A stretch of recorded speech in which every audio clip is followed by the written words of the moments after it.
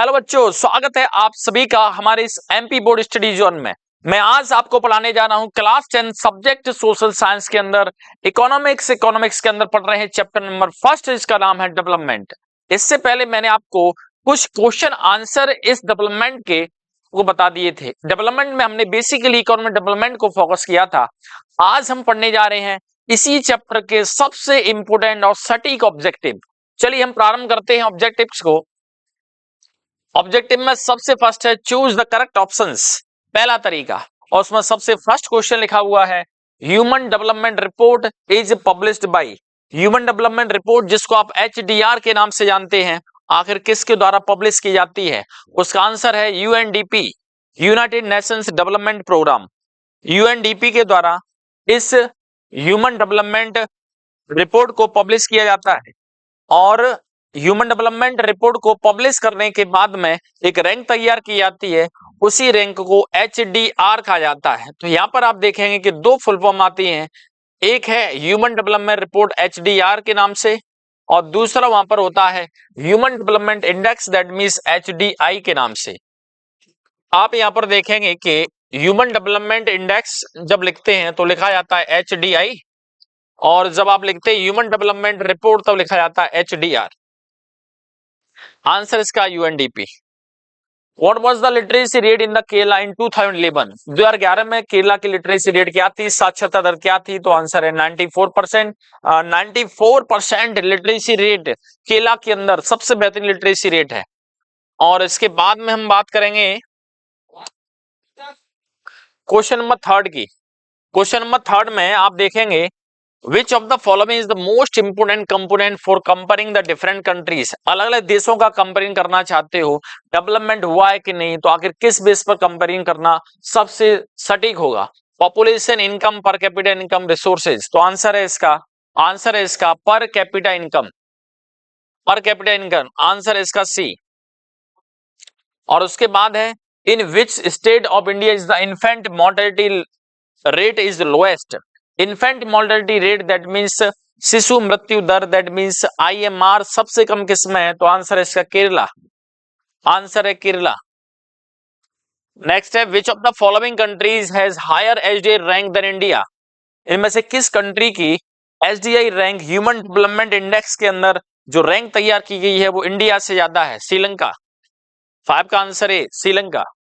6 में है pick out the cause from the below that enhances the environmental degradation. इनमें से आपको वो ऑप्शन पर टिक करना है जिसको इसके लिए रिस्पॉन्सिबल माना जाता है कि आपके पर्यावरण में नुकसान हो रहा है, उसको बढ़ाया जा रहा है बार बार। तो आंसर इसका D, allowing increase in the level of exhaust fumes emitted by the cars, buses and trucks. Car, बस और ट्रक के द्वारा जो फ्यूम्स निकाली जाती हैं उससे एनवायरमेंटल को नुकसान होता है, क्योंकि इससे निकलने वाली गैसें जहरीली होती हैं। 7 पर HDI stands for human development index, और ह्यूमन डेवलपमेंट रिपोर्ट जो जारी की जाती है that focus on fill in the blanks. वो कह रहे हैं कि नीचे दिए गए आखिर इनमें से किस पर फोकस किया जाता है? तो एचडीआर जो रिपोर्ट बनाते हैं वो फोकस करते हैं बहुत सारे कंसेप्ट पर। एवरेज इनकम तो पहले से है ही, उसके बाद लाइफ एक्सपेक्टेंसी, जीवन आखिर कितने समय तक पर्सन है बिना किसी बीमारी के लंबे समय तक आसानी से जीवन यापन कर सकते हैं। Gross enrolment ratio for 3 levels of schooling, school के अंदर 3 level, primary level, middle level, high और high secondary level. National income क्या है, इन सब पर डिपेंड है, इसलिए 7 का आंसर है डी। 7 का आंसर है डी। उसके बाद बात करते हैं क्वेश्चन नंबर 8 की। Pick out the correct meaning listed below the define average income. Average income का सही मीनिंग क्या है? Average income of the country means होता है total income of the country. Average income का ही दूसरा नाम होता है total income of the country. Next है what will be the top priority in the developmental goal of the landless labourer. ऐसे मजदूर जिनके पास जमीन नहीं है, ऐसे मजदूरों को डेवलपमेंट गोल की प्रायोरिटी में आखिर किस तरह से रखा जाएगा? आखिर क्या ऐसा किया जाए इनके लिए? तो इनके लिए सबसे बेहतरीन हुआ करता है more days of work and better wages. इनको काम दिया जाए और उसके साथ साथ में इनको बेहतरीन पेमेंट दिया जाए, तब इनके डेवलपमेंट के बारे में हम बात कर सकते हैं। इसलिए 9 का आंसर बी है। 10 में what proportion of the countries over using their ground water reserve, country आखिर कितना रेशियो है ग्राउंड वाटर का, कितना रेशियो यूज करती है, 1/3 पूरे देश भर के अंदर ग्राउंड वाटर का करीबन 1/3 हिस्सा यूज किया जाता है। चलिए हम बात करते हैं फिल इन द ब्लैंक्स की। फिल इन द ब्लैंक्स में सबसे पहला फिल इन द ब्लैंक्स है the number of death of children less than 1 year of age पर 1000 live birth is referred to. 1000 जन्मे हुए बच्चों पर अगर देखा जाए तो ऐसे कितने बच्चे हैं जिनकी एज 1 साल से कम है, उनकी डेथ हो गई है, इसको कहा जाता है infant mortality rate. Infant mortality rate that means IMR। Which is the example of renewable resource. Renewable resource का एग्जाम्पल आप देखेंगे सॉइल रिन्यूएबल रिसोर्सेज है, वाटर रिन्यूएबल रिसोर्सेज है। Present levels of development are not sustainable development, are not sustainable development. वर्तमान में development का तरीका वो सस्टेनेबल नहीं है, लेकिन गवर्नमेंट बार बार ये प्रयास करती है कि डेवलपमेंट कैसा हो, सस्टेनेबल डेवलपमेंट होना चाहिए। चलिए नेक्स्ट है average income is also called. Average income का दूसरा नाम क्या है? Average income is also called पर कैपिटा इनकम। एवरेज इनकम को ही पर कैपिटा इनकम कहा जाता है। Next measures the proportion of literate population in the 7 and above age group। 7 और उससे ऊपर वाला एज ग्रुप होता है, उसमें लिटरेसी रेट को काउंट करते हैं, उसको कहते हैं adult literacy rate. Literacy rate the most literate state in the India. Bharat के अंदर सबसे ज्यादा साक्षरता दर किस राज्य के अंदर है? केरला। केरला। चलिए नेक्स्ट देखिए, तो यहाँ पर आप देखें पर कैपिटा इनकम है, फिर उसके बाद एडल्ट लिटरेसी रेट है और उसके बाद है केरला। चलिए next one word answer, what should be the BMI of under nourished person. आपको बताया था BMI की नॉर्मल रेंज हुआ करती है 18.5 से लेकर 25। 18.5 से लेकर 25। जब अंडर नरिश्ड कह रहे हैं दैट मीन्स यहाँ पर रेंज हुआ करती है 18.5 से कम, इसलिए आंसर लिखा जाएगा लेस देन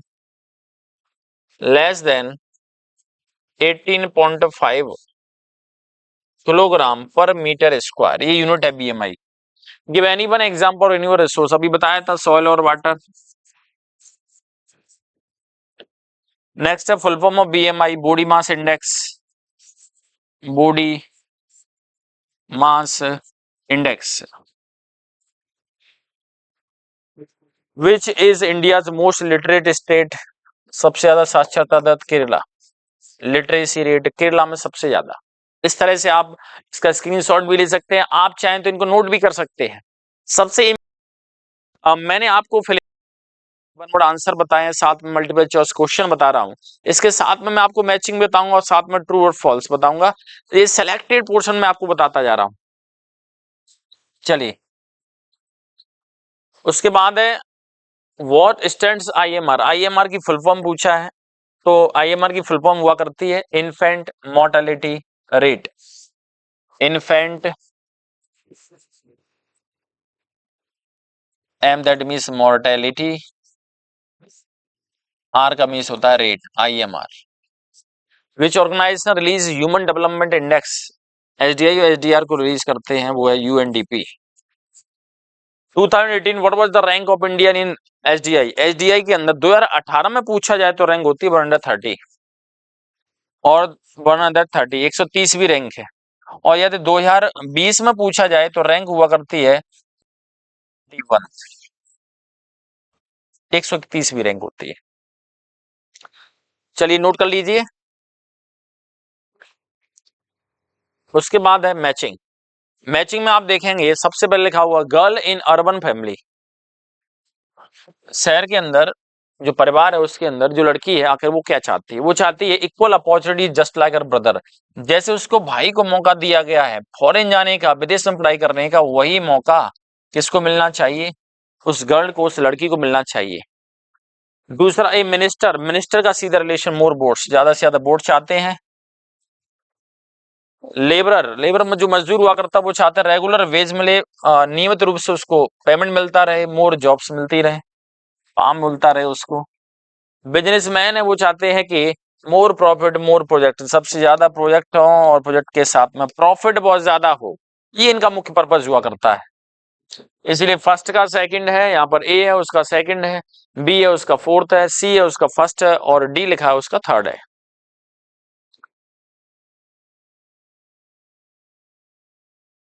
चलिए नेक्स्ट, ट्रू फॉल्स में हम बात करें एवरेज इनकम एंड पर कैपिटा इनकम बहुत आधा same concept.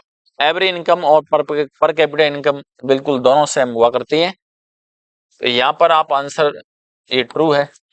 SDI is compared on the basis of education only, ये गलत है। SDI केवल एजुकेशन बेस्ड नहीं है, लाइफ एक्सपेंडेंसी पर बेस्ड है, लिटरेसी रेट पर बेस्ड हुआ करती है, हेल्थ एजुकेशन पर बेस्ड होती है। यहाँ इसका मतलब ये फॉल्स है। Adult literacy rate means 7 years और अबव, ये ट्रू है। Literacy rate of India is 67%, ये फॉल्स है। Life expectancy is age at the time of death, not time of death, ये फॉल्स है। Haryana state has the highest per capita income, Haryana के अंदर पर कैपिटा इनकम हाईएस्ट हुआ करती है, ये फॉल्स है। तो सबसे पहला ट्रू, फिर फॉल्स, फिर ट्रू, फिर फॉल्स, फॉल्स एंड फॉल्स। इस तरह से आपका ट्रू फॉल्स कंप्लीट होता है। अब हम बात करते हैं, मैंने आपको बताया था कि हर किसी चैप्टर के बाद में मैंने एनसीईआरटी गुटका वन शॉट वन लाइनर को ऐड किया है। इसका सबसे मेन पर्पस क्या है कि कहीं से या तो सिलेबस के बाहर से जो क्वेश्चन आप कहते हैं वो एक्चुअली सिलेबस के अंदर से ही होते हैं, लेकिन आपके पढ़ने का तरीका थोड़ा ऐसा होता है कि उसमें आप कवर नहीं कर पाते। तो मैंने मोस्टली इसको कवर करने की कोशिश की है। तो इस एनसीईआरटी गुटका के अंदर सबसे पहला लिखा है different persons can have different developmental goals. हर कोई पर्सन है उसके डेवलपमेंट गोल्स है वो अलग हुआ करते हैं। And what may be development for one may not be development for other. एक का विकास ये डिसाइड नहीं करता कि ये दूसरे का भी विकास होगा। इसका मतलब ये हुआ कि रियलिटी में एक का डेवलपमेंट होना ये प्रूव नहीं करता कि दूसरे का भी डेवलपमेंट होगा। Sometimes it may be destructive for other. कभी कभार ऐसा होता है कि एक का डेवलपमेंट होना दूसरे के लिए नुकसानदायक हो सकता है। सबसे पहले विकास के माने हर किसी के अलग अलग हुआ करते हैं। दूसरा देखिए, it is very important to keep in the mind that different persons could have the different as well as conflicting notions of the country development. ये भी जानने योग्य बात है कि देश के विकास की अगर बात करते हैं तो हम बात करें किसी देश के विकास में, आखिर क्या करें देश के विकास के लिए, तो हर किसी के मायने कंट्री के डेवलपमेंट के अलग होते हैं। कोई पर्सन कहता है कि जब हमारा पर्सनल खुद का बेनिफिट होगा तो हमारे देश का बेनिफिट होगा। कोई कहते हैं कि हमारी कम्युनिटी का डेवलपमेंट होगा, तो हमारी कम्युनिटी का डेवलपमेंट होगा तो हमारे देश का डेवलपमेंट होगा। इसका मतलब हर किसी के नोशंस और माने अलग होते हैं। वर्ल्ड डेवलपमेंट रिपोर्ट हुआ करता है brought out by the world bank. याद रखिए, वर्ल्ड डेवलपमेंट रिपोर्ट को वर्ल्ड बैंक के द्वारा जारी किया जाता है। This criterion is used in classifying country, और इसी बेस पर कंट्री को क्लासिफाई किया गया है। और क्लासिफाई करने का जो तरीका है जो वर्ल्ड बैंक के द्वारा किया गया है वो ये है, कंट्रीज विद पर कैपिटा इनकम यूएस डॉलर के अंदर करीबन इतनी हो और इसके अबव हो, 49,300 पर एनम यूएस डॉलर के हिसाब से हो, या फिर इससे ज्यादा हो इन 2019 के अंदर, तब हाई इनकम या रिच कंट्री कहा जाता है। इसका मतलब वर्ल्ड बैंक के अकॉर्डिंग रिच कंट्री और हाई इनकम वाली कंट्री किसको माना जाता है। तो 2019 में एक डेफिनेशन दी गई, उसमें ये बताया गया कि ऐसी कंट्री जिसकी पर एनम यानी साल भर की जो इनकम हुआ करती है वो 49,300 49 या 300 यूएस डॉलर रुपए या इससे ज्यादा हो, तो समझ जाओ कि वो कंट्री रिच कंट्री है। दोज विद पर कैपिटा इनकम यूएस डॉलर के अंदर जिसकी इनकम, जिस कंट्री की इनकम 2500 2500 या फिर इससे कम होती है वो लो इनकम कंट्रीज में काउंट की जाती है।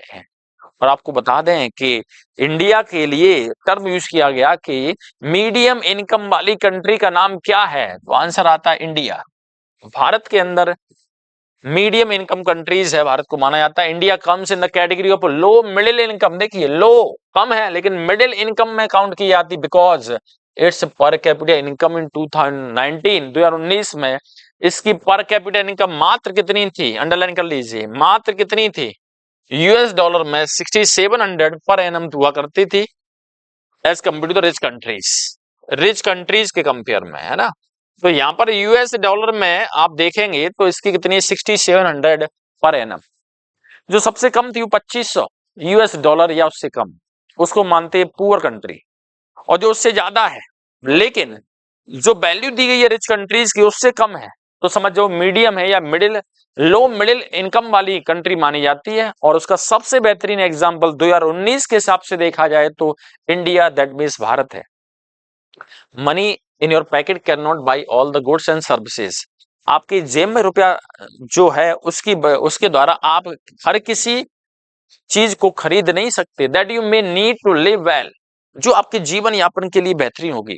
जैसे मैंने कहा कि आप चाहें कि हम हेल्थ को खरीद पाए, नहीं, कितने भी रुपए खर्च कर रहे हेल्थ को खरीद नहीं सकते हैं। इसका मतलब एजुकेशन खरीद पाए, नहीं खरीद सकते हैं। कुछ चीजें ऐसी होती है जो रुपयों से आप बिल्कुल भी नहीं खरीद सकते। Kerala has a low infant mortality rate, IMR सबसे कम है केरला के अंदर। इसीलिए कहा जाता है कि हेल्थ फैसिलिटी है वो बेहतरीन है केरला के अंदर, because it has adequate provision of basic health and education facilities. क्योंकि हेल्थ के साथ साथ एजुकेशन का बहुत बड़ा रोल होता है। दोनों फैसिलिटी बेहतरीन है केरला के अंदर। Average are useful comparison, they also have the some disparities.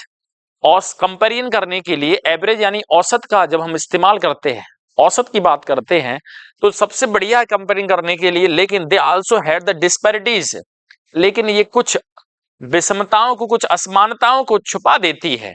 मैंने आपको बताया था कि जब हम कंपेयरिंग करते हैं एवरेज के बेस पर, तो मान लेते हैं एक फैमिली के अंदर 5 सदस्य हैं और पांचों में से कोई एक सदस्य ऐसा है जो ये प्रूव करता है कि उसकी इनकम है वो मंथली इनकम करीबन 70 और 80,000 है।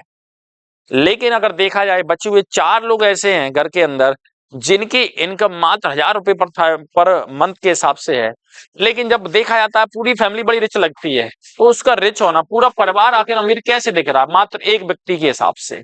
और वो व्यक्ति कौन है? वो व्यक्ति वह पर्सन है जिसकी इनकम आपने बताई थी 70,000 पर मंथ के हिसाब से। तो इसका मतलब आपने देखा कि 4 लोग तो लगभग बेरोजगार जैसे हैं। उस बेरोजगारी को छुपाया किसने? एवरेज ने। इसलिए जब एवरेज निकालते हैं तो उसमें एक चीज छुप जाती है कि यार वास्तव में कौन बेरोजगार है और किसको बेहतरीन रोजगार मिल रहा है, ये चीजें छुप जाती हैं। आज के लिए इतनी काफी है। मिलेंगे हम अगले लेक्चर में एक और बेहतरीन वीडियो के साथ में। तब तक के लिए गुड बाय, टेक केयर।